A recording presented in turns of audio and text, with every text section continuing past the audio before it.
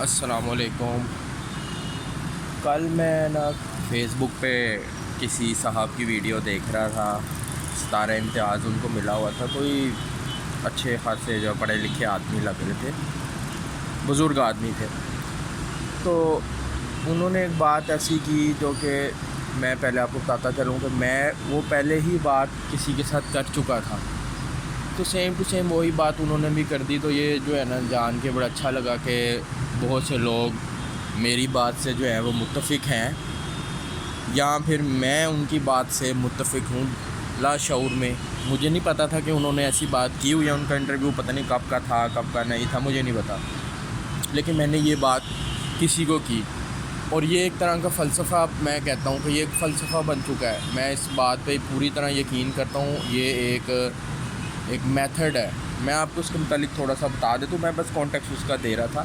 Basically انہوں نے یہ بات کی کہ جو بچے ہیں آج کل کے، میں اس کو سمرائز کرتا ہوں یا اس کو جو ہے نا بالکل ڈفرینٹ وے میں آپ کو بتاتا ہوں، ایزی ٹو انڈرسٹینڈ کہہ لیں، یا میں اپنے الفاظ میں اب بتاتا ہوں آپ کو کہ انہوں نے ایسی بات کی، جو بچے ہیں آج کل کے وہ بہت زیادہ جو ہے نا سہولت پسند ہو گئے ہیں۔ ماں باپ کیا کرتے ہیں، ان کو سہولت دیتے ہیں، موٹر سائیکل دیتے ہیں، انہوں نے اسکول جانا ہے، انہوں نے کالج جانا ہے، گاڑیاں ہیں ان کے پاس، ہر طرح کی سہولت دیتے ہیں کہ بچے پڑھ جائیں، جبکہ یہ غلط ہے۔ ان صاحب کا کہنا ہے اور میری بھی رائے یہی ہے کہ آپ بچوں کو جو ہے وہ خوار ہونے دیں، ٹھیک ہے۔ اب ماں باپ، میرا بھی بچہ ہے خود، میں بھی ایسا نہیں چاہوں گا، ماں باپ بھی ایسے نہیں چاہتے، لیکن اس کے پیچھے بڑا راز چھپا ہے۔ خوار ہونے سے کیا مراد ہے؟ خوار ہونے سے مراد یہ ہے کہ وہ اسکول جائیں بسوں کے اوپر، کالج جائیں بسوں پہ، چنگچیاں بدلیں، ٹھیک ہے۔ اس سے یہ ہوگا کہ وہ محنت کریں گے، ٹھیک ہے۔ یہ خواری میں دراصل محنت ہے، اور محنت کا پھل جو ہے نا وہ انشاءاللہ ان کو ہر حال میں ملے گا۔ آپ ایک بات میری جان لیں، ماں باپ جتنے بھی ہیں وہ میری ایک بات لکھ لیں کہیں بھی، بچہ نکمہ ہے، پڑھتا ہے نہیں پڑھتا جو بھی ہے، بس اس کو انکریج کریں کہ بھائی تو محنت کر، کسی بھی طرح کی محنت۔ اسکول جانا ہے بسوں میں جا، چنگچیوں میں جا، موٹر سائیکل نہیں ہم نے دینی۔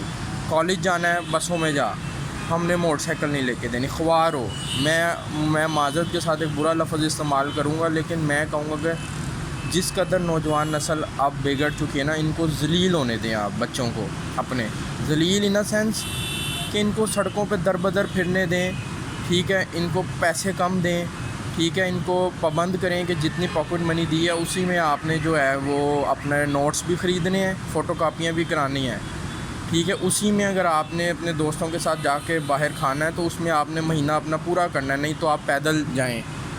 مجھے یاد ہے جس وقت میں یونیورسٹی وغیرہ میں پڑھتا تھا تو میں کیا کرتا تھا، میں خود موٹر سائیکل نہیں، مجھے چلانی بھی نہیں آتی تھی اور تھی بھی نہیں، ماں باپ سے کبھی تقاضا بھی نہیں کیا، نہ انہوں نے میری اس چیز کو نوٹ کیا۔ میں سڑکوں پہ خوار ہوتا تھا، چنگچی بدلتا تھا، اسٹیشن جاتا تھا پڑھنے، بس لینی پھر چنگچی لینی، بس میں بیٹھنے کا ڈھنگ نہیں آتا تھا۔ پہلے ساری زندگی ماں باپ جو ہیں میرے، وہ مجھے ابا والد صاحب مجھے چھوڑتے رہے، اسکول کالج تک میں ان کے ساتھ جاتا رہا، بائک کے ساتھ جاتا رہا، مجھے بس میں بیٹھنے کا ایک ایکسپیرینس نہیں تھا بالکل بھی۔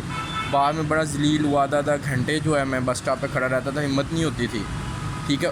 تھا میں نکمہ، لیکن الحمدللہ پھر یہ ہے کہ ڈگری کلیئر ہو گئی، آج جو ہے وہ گھر والوں کو بھی سپورٹ کرتا ہوں، بیوی بچوں کو بھی سپورٹ کرتا ہوں، پڑھائی بھی کوئی اتنی خاص نہیں کی، ٹو بی آنیسٹ۔ تو میرا یہی فلسفہ ہے کہ بچوں کو ذلیل و خوار ہونے دیں آپ، ان کو پیسے ان کو کم دیں، اور ان کو کہیں کہ بھائی محنت کرو، جس طرح مرضی کرو، گھر آ کے روٹی کھاؤ، اپنے اکیڈمی جاؤ، اکیڈمی کالج یونیورسٹی اسکول جاؤ، واپس آؤ اکیڈمی جاؤ، ٹھیک ہے۔ انشاءاللہ یہ ہے کہ بچوں کو پڑھائی کا پھل، پاکستان کی پڑھائی کا اللہ ہی مالک ہے، جس طرح کی بھی ہے، ان کو پڑھائی کا پھل ملے نہ ملے، ان کو محنت کا ایسا پھل ملے گا، ساری زندگی کھائیں گے۔